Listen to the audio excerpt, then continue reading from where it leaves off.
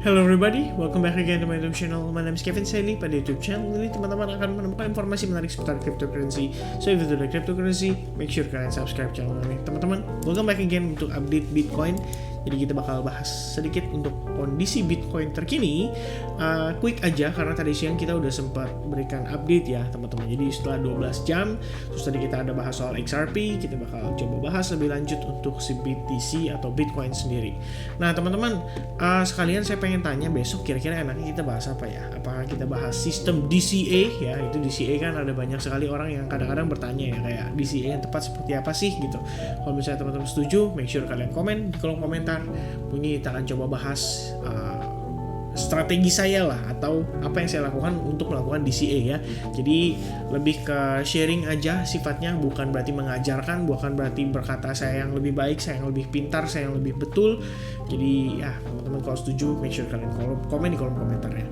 Nah teman-teman, update sedikit tadi siang kita udah sempat bahas ya bahwa Bitcoin itu membentuk semacam rising wedge pattern. Dia break and then membentuk falling wedge pattern.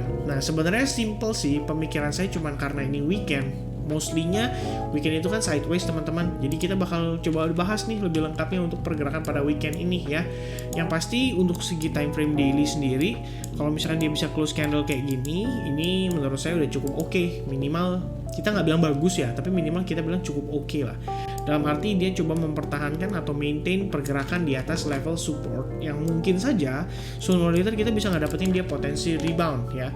Sementara ini sih saya pengen ngelihat ada bullish engulfing pattern maybe atau bullish, intinya bullish reversal pattern sih. Kalau misalnya kondisinya kayak gini nih, dia confirm membentuk bullish reversal pattern, kita jadi lebih pede, lebih confident lah untuk melakukan DCA atau mulai start melakukan pembelian terhadap si Bitcoin ya. Nah before this kita bisa lihat ya beberapa kali market menunjukkan adanya sifat-sifat bentuk-bentuk seperti reversal, but not always perform dengan baik. Tapi at the end of the sideways biasanya kalau kita udah ngelihat kondisi kayak gini ya harusnya itu cukup oke gitu ya. Sama halnya seperti ini waktu dia terakhir koreksi, dia membentuk bullish engulfing and then last retest terbentuk lagi seperti Three River Morningstar and then boom dia fly ya, atau lumayan ngepump gitu. Until terakhir di bagian atas dia membentuk semacam Three River Evening Star pattern ya. Di sini juga terdapat bearish engulfing sekaligus Three River Evening Star sebagai sebuah indikasi awal potensi pembalikan arah, and then terkonfirmasi ya kita balik arah, istilahnya menjadi bearish reversal pattern teman-teman. Begitu pula ya area-area saya lihat beberapa kali adalah ya membentuk semacam bullish reversal pattern. Jadi memang before saya sendiri pribadi melakukan DCA, rencana saya menunggu untuk bullish reversal pattern itu. Jadi ini sedikit teaser sebelum kita bahas lebih detail nanti untuk ya gimana sih pemanfaatan DCA yang baik gitu ya. Kayak soal money managementnya dan lain sebagainya nanti kita akan coba discuss lebih detail. Dan balik lagi teman-teman, sekali lagi saya bilang ini sharing, bukan berarti saya yang paling benar ya. Saya bisa aja salah, bisa juga mungkin ada teman-teman lain yang punya teknik yang lebih better ya, itu boleh banget di-sharingkan supaya kita juga bisa bertukar pikiran begitu ya. Nah untuk closing daily sendiri intinya kita coba lihat ya teman-teman, kalau misalkan dia membentuk semacam seperti ini kita bisa consider sebagai bullish spinning tops karena dia mengkonfirmasikan kemungkinan besarnya ya, mengkonfirmasikan potensi support pada area ini. Jadi at least kita pengen ngelihat apakah Bitcoin bisa terjadi relief rally dulu. Relief rally itu orang bilang istilahnya kayak ya dia ngasih napas dulu lah teman-teman before dia melanjutkan penurunannya, atau ya setidaknya kita perlu lihat dia juga kan untuk ngetes ya kisaran area-area yang kita yakini sebagai potensi support dari pergerakan sebelumnya. Jadi jatuhnya itu menjadi resistance dan kita perlu konfirmasi untuk dia kembali ngetes ke level tersebut. Dan untuk kita melihat dia bisa berhasil ke sana, seperti yang saya katakan sebelumnya, at least Bitcoin harus sukses break dari $32.500 dulu ya. Nah kalau misalkan kita lihat dari pergerakan time frame kecil, lower time frame, ini sedikit yang kita discuss tadi siang ya.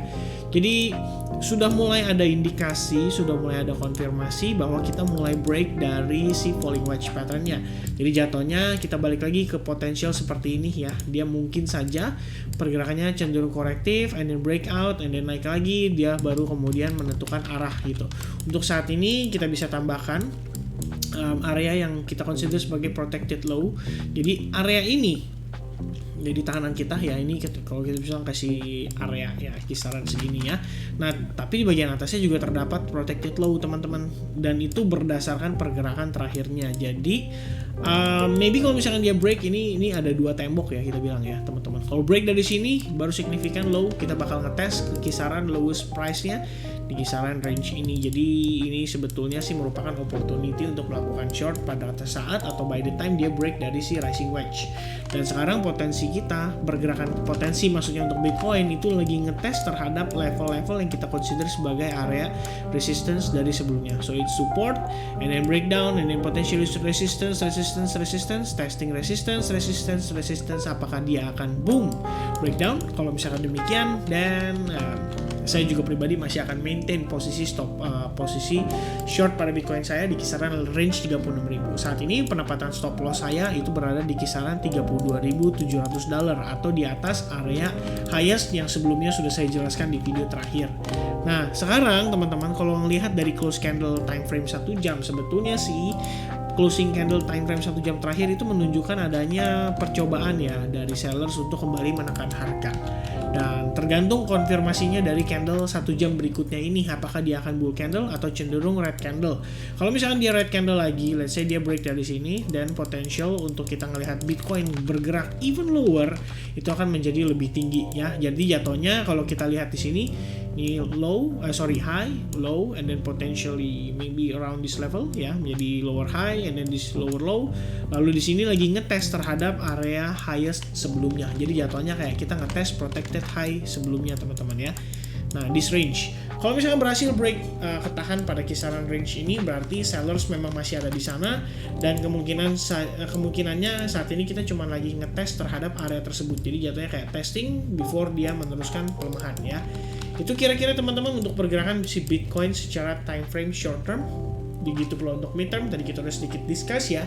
Hopefully ya sebenarnya sih kalau mau sekalian kasih diskon lah ya, lumayan gitu loh teman-teman, biar bisa kita beli buyback, bisa buyback lagi Bitcoin di harga yang lebih murah. Dan saat ini kebetulan saya juga lagi nge-hold short ya, saya pikir ya sekalian lah biar profitnya lumayan ya, lumayan double, lumayan besar, lumayan kerasa. Baru nanti ya kita coba consider untuk mencari potensi longnya dia.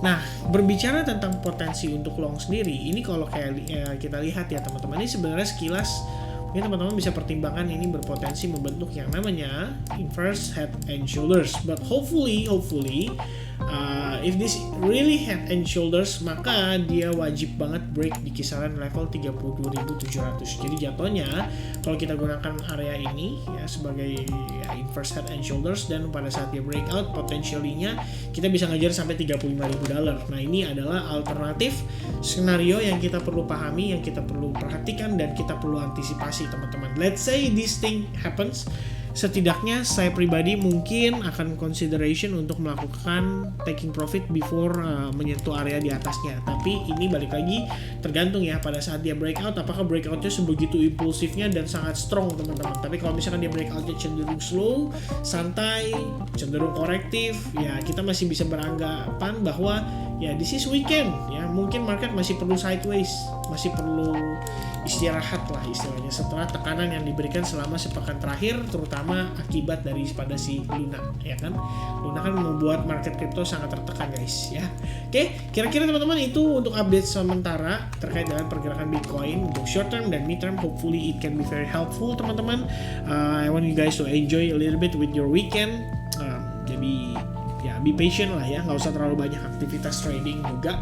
Saya pikir lebih baik kita tunggu sampai minggu sesi New York ya. Biasanya di hari Minggu jelang closing candle time frame weekly itu pergerakan somehow menjadi sangat volatile. Jadi di situ mungkin baru akan ada pergerakan yang sangat signifikan. I think that's it teman-teman. Thank you very much for watching this video. I hope you guys enjoy the video, and God bless everyone. Have a nice weekend. Have a great weekend. Have a nice sleep. Have a nice rest, and cheers. Bye bye.